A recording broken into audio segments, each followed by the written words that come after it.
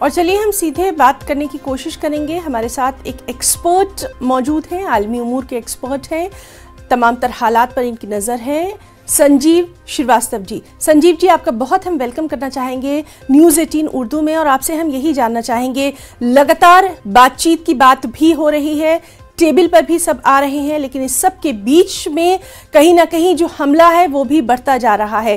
किस तरह से देखेंगे अब तक की इस जंग को? जी धन्यवाद। देखिए, ये जो रशिया की मंशा पूरे यूक्रेन में बहुत स्पष्ट रूप से दिखाई देती है कि रशिया पूरे यूक्रेन को अपने आधिपत्य में लेना चाहता है, अपने कंट्रोल में लेना चाहता है।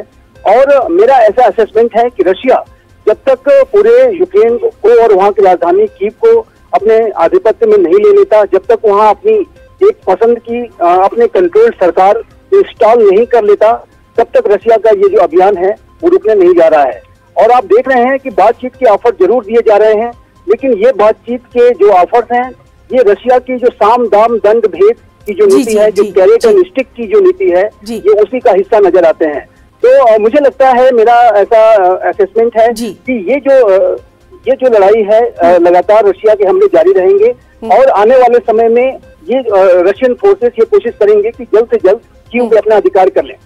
जी संजीव जी, आपसे हम ये भी जानना चाहेंगे, अभी तो ये तमाम जंग का माहौल दिखाई दे रहा है, लेकिन इसके बाद कहीं ना कहीं बहुत सारी चीजें बदल जाएंगी दुनिया के लिए।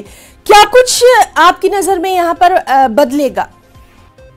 देखिए, एक बात बहुत स्पष्ट रूप से दिखाई देती है कि रशिया ने कीव पे राजधानी जो यूक्रेन पे जो हमला किया है और राजधानी कीव पे जो वो कब्जा करने की मंशा रखता है, अपनी सरकार इंस्टॉल करने की जो मंशा रखता है, उससे एक ऐसा दृष्टांत, ऐसा प्रेसिडेंट सेट हुआ है जो कि बेहद गलत है।